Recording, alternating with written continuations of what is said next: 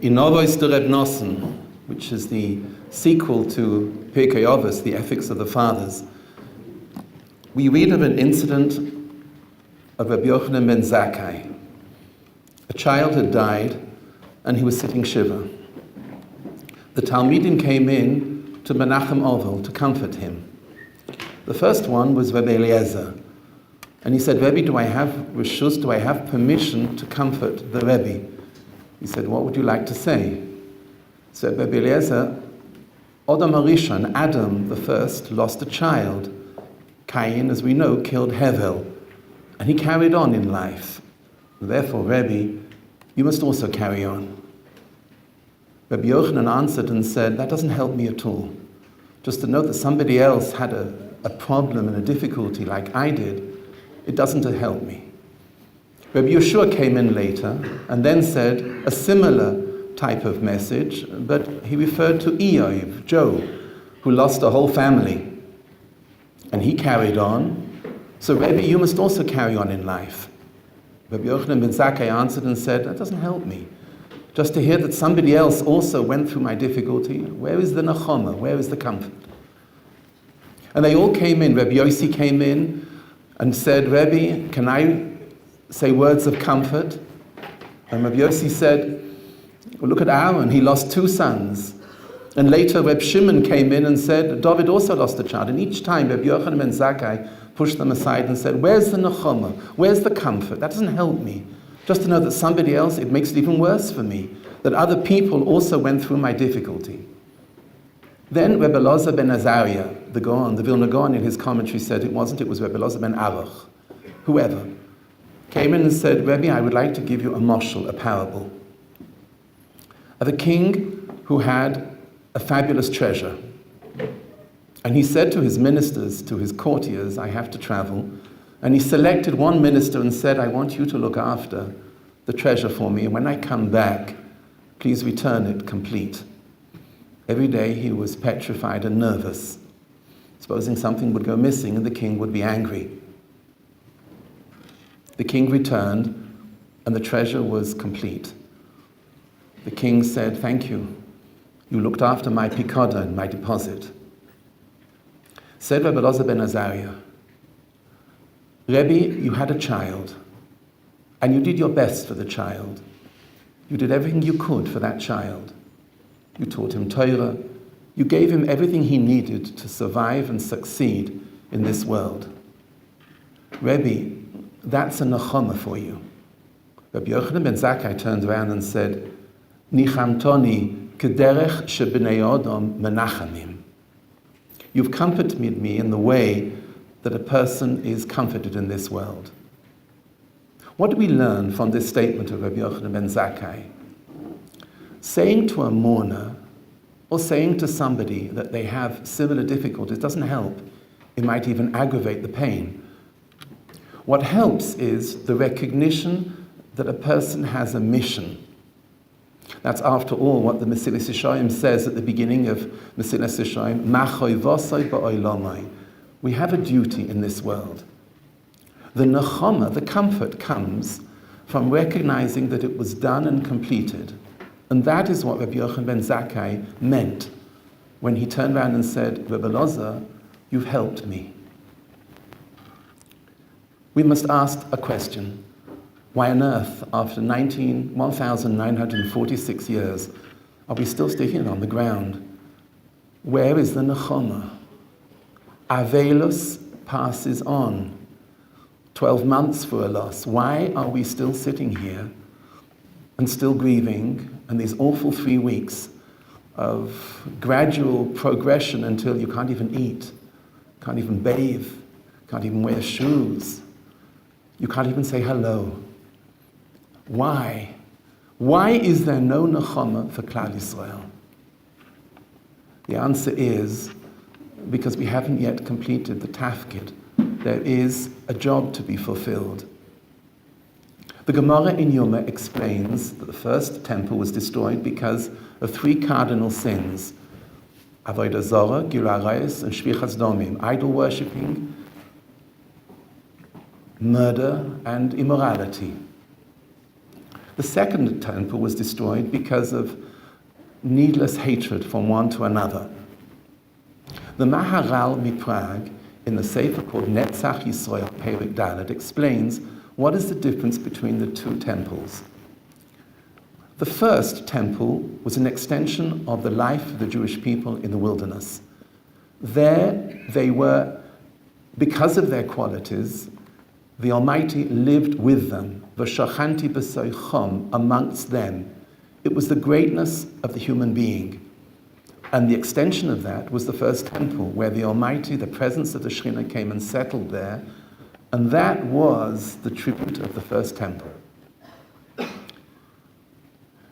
Man is distinguished, says the Maharal Miprag, by his neshama, his soul, his thoughts, his ruach, his speech and motivation, and nefesh, his physical existence and activity.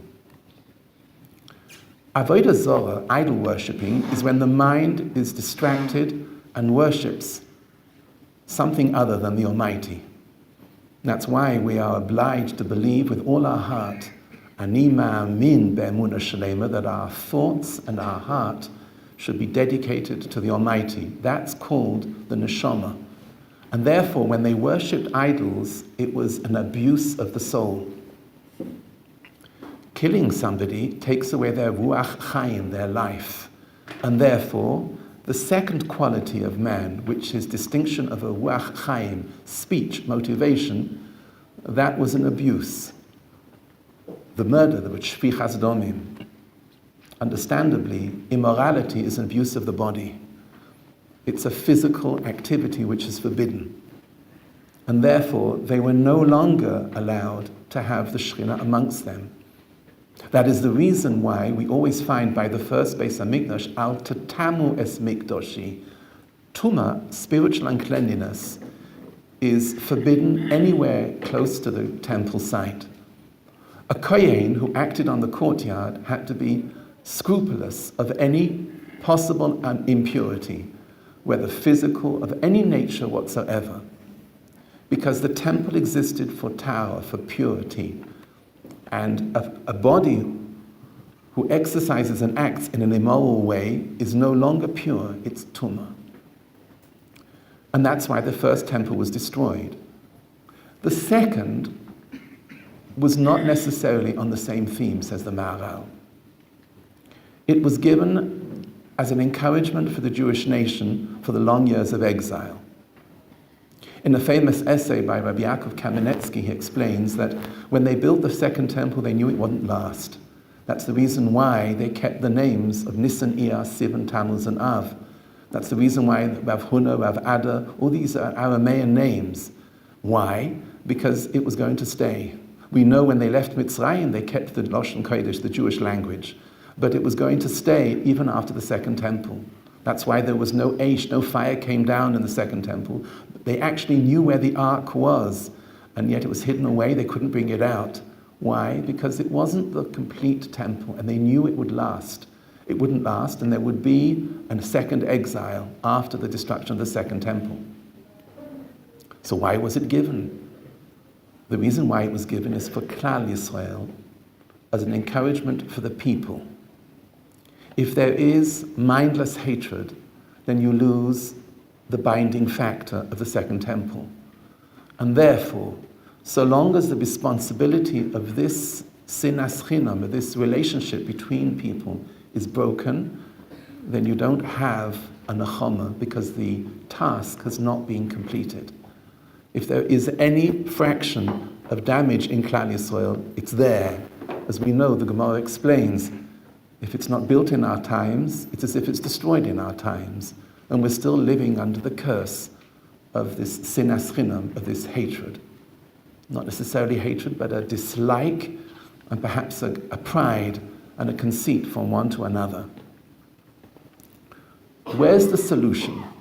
Where can we pick up the catalyst of change from exile to redemption, from Golus to Geula? Where can we find it? Perhaps it's all right in front of us and we never noticed it. In the first parsha of Shemos, in Exodus, we learn there domestic scenes which took place amongst all the politics. Moshe came down to Paro, Aaron came down, the work became harder, they built cities of Pithom and Ramses. But in the scene, the Torah HaKadosha reveals to us domestic scenes which are critical in the change from exile to redemption. As we know, by the end of Shemos already, we're into Moshe appearing in front of Paro, and the redemption is on hand. We're told that there were 2 midwives. Why 2? Why not 3? Why not 5? Why not 1? And the names were not given. Shifra and Pua were Yocheved and Miriam. But why were they given the name of Shifra and Pua? Why do we have to know this in the whole cause of change from when they came down to Egypt to when they left? Shifra looked after the physical needs of the child, says Rashi, Meshaperes es Avlad. She cleaned the child. Pua looked after the emotional needs. She cooed the child. She sang to the child. We needed 2 midwives. One the physical needs and one the emotional needs. We're told that they looked after the child. The Medrash brings down a fabulous incidents of how they behaved. Shifra and Pua organized charities, Gemach organizations in Goshen where they lived, and ensured that no wife, no woman gave birth to 6 children in one go. No mother had without. They were looked after. Vatachayena, they spared. They encouraged charity in the community. A second commentary is given that they were scared of comments that might be made against them. What happens if a child is born with a blemish, paralyzed, can't see, not properly formed? Supposing we have to cut a limb in order to deliver the child, they'll say that we're working for Paro. So they prayed tremendously for every birth, that no child should come out with a blemish. They cared. They cared for Klal Yisrael. The next scene is Basia coming down to the water, Miriam standing there at the water. An older sister stood there, L'de'or, Maye Osaloi. What's happening with the child? I care about this child. Why do we have to know that scene of an older sister standing there? What is the Torah telling us for? Echpatla. She cared about her younger brother. Basia, the daughter of Paro, we're told, came down, and she took a look, and the pasuk and the sentence tells us quite clearly. She opened the box and she saw 2 things. She saw, and now boiche, the physical conditions of the child need improvement. He's crying. Vatachmoil olov, she had pity on the child. Same 2 points, physical and emotional. Moshe Rabbeinu, we're told, why do we have to know this? He walked the streets of Mitzrayim, of Egypt. The Alter from Kelm, the famous teacher, the Talmud, the student of Yisrael Salant, explained in several different essays that he wrote. Nowhere do we know that Moshe Rabbeinu was the greatest tzaddik, the greatest Talmud Chochem. Nowhere does it tell us that Moshe Rabbeinu was in any way exceeded anybody else in Mitzrayim. But one thing we know, Vayetze el Echov Vayah b'sivloisam, he went out of the palace and he walked the streets of Cairo and he cried. He could not take it. He saw an old woman with a heavy bag and he switched it with a young boy. He walked the streets and he nosan einov v'liboy. He put his eyes and his heart to see what was happening. He cared. The catalyst of change was the care of the midwives, the care of Basia, the care of Miriam, the caring of Moshe Rabbeinu.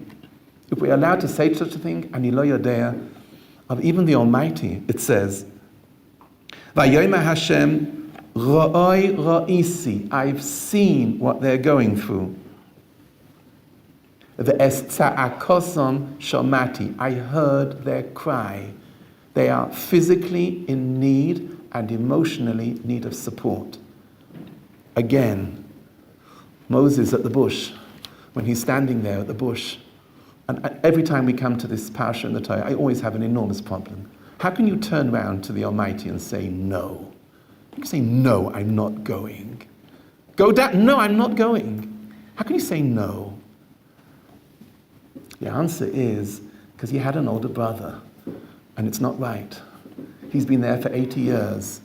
Mi ani umo ani, that I should go down and take my older brother's place. And we're told that once Aaron heard, again the two same points.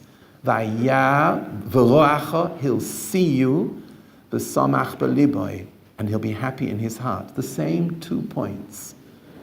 The catalyst of change in all these domestic scenes is the same theme. The change did not take place because of the negotiations of Parai with Moshe Rabbeinu.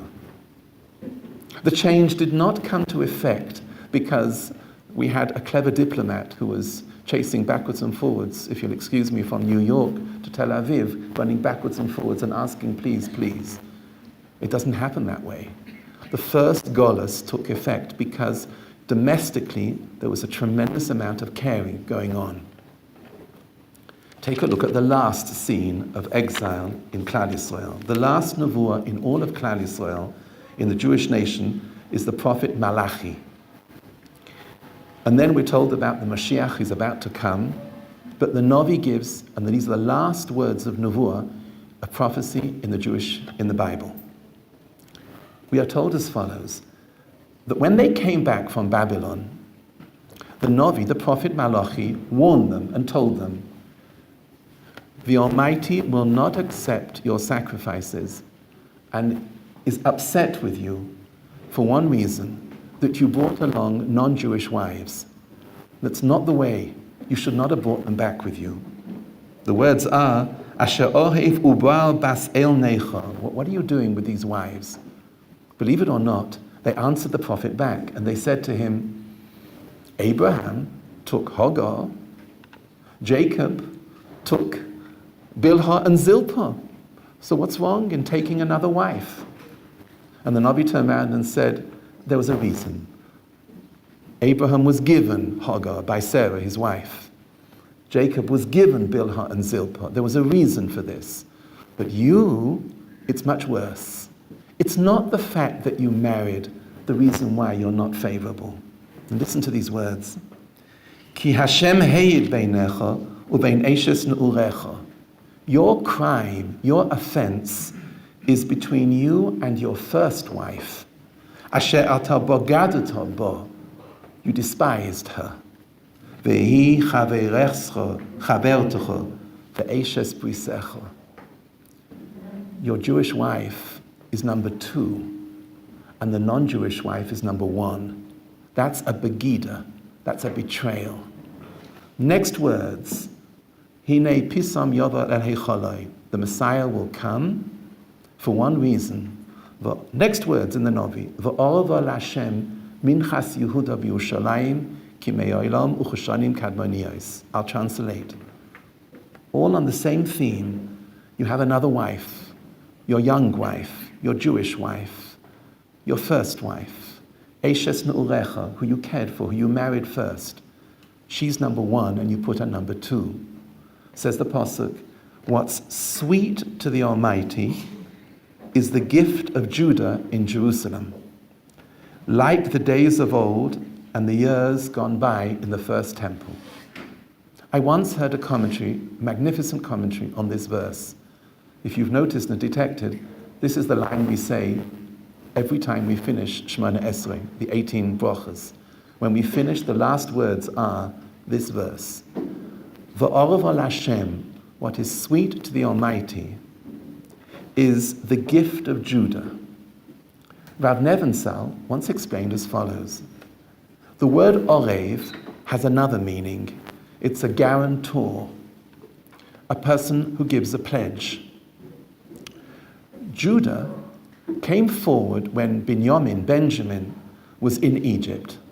And there was a massive tragedy because Reuven had come forward and said, I'll give my children. And Yaakov said, no way, how does it help me? Your children are my children.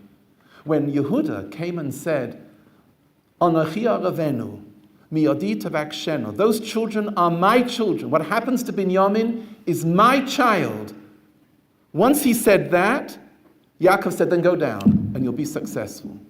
What's pleasing to the Almighty is the guarantee of the gift of Yehuda, that he pledged, that child is my child. What happens to that child is my responsibility. That caring is what happened, and the reason why we were zeicha the 2,500 missiles should miss. For one simple reason, because we stood there as a nation and said, Ribono Shel Olam, those 3 boys are our boys. They're our children. There's no way we'll let them go. That was the reason why. It's the catalyst of redemption. To turn around and say, I don't care what politics is. I don't care whether he's a Sephardi, whether he's a Hasidisha, whether he's a Chabad, whatever he is. He's my child. And I care. And we stood together when Shimon Gross, his 2 children, were gassed. And we stood there as a nation and we said, Ribono Shel Olam, that's my child. And pray for the child. I have a friend whose son lives in Bnei Brak. He said when Rav Steinman had said that everyone on Parshas Korach should be Makabel Shabbos an hour earlier, he went to Koil Chazon Ish to sit and learn. About 6 o'clock on Friday evening. He said there was no seat available. The place was packed. At 6:15, Koil Chazon Ish, which is a Haredi stronghold in the Litvisher world, davened and prayed for 3 Mizrahi boys in Gush. They cared. We cut away the barriers. In Brisk, there's something called Chalois Gavro and Chalois Chefzo. There's something called a personal human connection and an objective connection. The difference is as follows, and this is where we fail, and this is where our caring collapses. We don't understand that a person is not a shitta, is not a policy, is not a criterion. It's a human being and it's a Jew. And that criterion is missing by us. We confuse the issue. If someone doesn't eat Badatz Hersha, if someone davens with a kippah surga, if someone sends his son to the army, we confuse the issue. The caring is missing. That is what the responsibility is, what Rabbi Yochanan ben Zakkai meant. We are responsible to show caring. We showed it by the 3 boys. We showed it by Gross. We showed it for the soldiers, Aleinu, who all Kedoshim, who died. The caring, the ichpatiyut. It was the catalyst in Egypt. It will be the catalyst, according to Malachi, in the final redemption. The change will not come because we spent maybe 8 minutes over Shemona Esrei instead of 6 minutes. The change will not come if we finish the daf or we don't. These are all important issues, but that's not the catalyst. The catalyst in Egypt was the caring. The catalyst by the Geula Shlema is the caring. That's what the Navi says, your Eshes Na'urim, your young wife. Esther in Shushan is the same. When she wrote to the Sanhedrin and told them, write me down, Divrei Tzoymas v'Zar Kosam, matters of fasting and crying, what was behind the crying? What was behind the fasting? The first time Esther appeared in front of the king after 3 days fasting, he turned around and said to Esther, what do you want? She turned, I don't want anything, just come tomorrow. I'm making a banquet tomorrow. And then the second time he asked her at the first banquet, what do you want, Esther? I want you to come the next day to another banquet. Eventually he turned around and said to her 3 times, Esther, ma bakoshaseich ad chatzi hamalchus, and he was a world leader. He controlled the world. And therefore half the world would go to Esther if she just says what she wants. And the lady turned around and said, no, I have one request. And this is what's behind all the prayer and the fasting. Nafshi b'sheilasi V'ami bavakoshosi, I'm asking for my people. And that's why a potential Auschwitz flipped over and became the happiest day in the calendar. It should have been a final solution, and it switched. Because the lady cared, and Mordechai cared, and they showed unbelievable ichpatiyut. He made rallies around the world, Mordechai, that people should pray for them. Why? Because he cared. That's the cause of that's the catalyst. We see it in the first Golus, and we see it in the last Golus. That's the reason why the great Rabbi Yochanan ben Zakkai, he saw it all in front of him, the Churban Abayis, the destruction of the temple. He turned around and said to the Talmidim, the students, Tsa'u ura'u ezu derech yishar, which is the correct way that you should conduct yourself? They all turned around and said, one said, a good heart, a good eye. Another said, be a good neighbor. And they all gave different answers until this last one who had given the right words of comfort when he was sitting Shiva, Rabbi Elazar ben Azariah, turned around and said, Rebbe, a leiv toiv. Said Rabbi Elazar ben Azariah, said Rabbi Yochanan ben Zakkai, that's what you need. When you go out into exile, because he took them into Yavne, when you leave Yerushalayim, what characteristic and personality do you need to survive and succeed the long years of exile? You need a good heart. That's primary. That's how Jews survived in Poland. That's how they survived in Lita. That's how they survived today in North America. It's the leiv toiv which is the catalyst. I have a son in Lakewood, New Jersey. When all this was going on with the 3 boys, I asked my son, what's happening in Lakewood? And he said to me, Abba, not on there. Every shul I've been to, a shtibel, a yeshiva, wherever it is, after davening, no one leaves. We say 3 chapters of Psalms, and we screen them out, and then say, no one moves without saying the 3 chapters of Tehillim. That's in North America, thousands of miles away. That caring provided the miracles of the missiles. There's no question, where did it come from? The miracles have a cause. In heaven, they saw the caring of the people, and that's why we were redeemed from a potential massacre of 2,500 missiles. The miracles which took effect are all on this basis. A friend told me that his son was in Gaza. He was inside a building, and 8 of them had to separate into different rooms. 2 chayalim, 2 soldiers, were in a large room, each watching a window, with the snipers and waiting for guns, waiting to what happened. And the whole building was taken over by the Israeli soldiers, and one was in one corner of a room and one was in the other. There was a quiet time, so one of the soldiers by the window took his pack off his back and took out a care package that he'd been given on the way down to Gaza. He opened up the package, and there, the package was cookies and cakes, which were given by a little boy in Jerusalem whose name was Shmuli.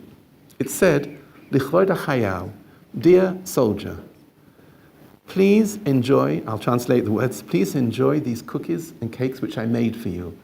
But I ask you one thing, before you eat the cookies, please say a bracha, a blessing.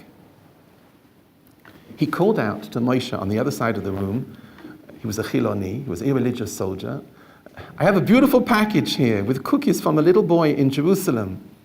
But he asked me to say a blessing. What do I say? Moshe, who was with a kippah, who was Shomer Torah, who kept mitzvahs, walked over to the other side of the room to teach him how to make a boire minei mezainos. When he was teaching him the bracha, the whole window blew up with a bomb where he would have been if he wouldn't have walked over to teach the boy the bracha, the blessing. These are not, it's all based on the same theme. Shmuli sent the cookies. The soldier helped him with the bracha.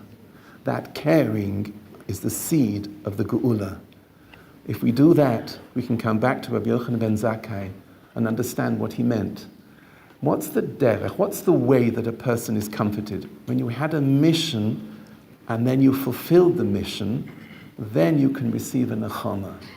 I'm suggesting that this is the cause why we're still sitting on the floor nearly 2,000 years later, because this responsibility has not been taken care of. To our credit, we've shown it at different times this year.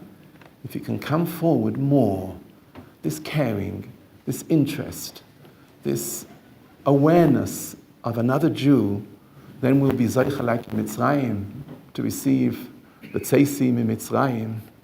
So the whole kinna will change. B'tzeisi mi Yerushalayim, B'shuvi b'Yerushalayim. There are the seeds, there's the catalyst.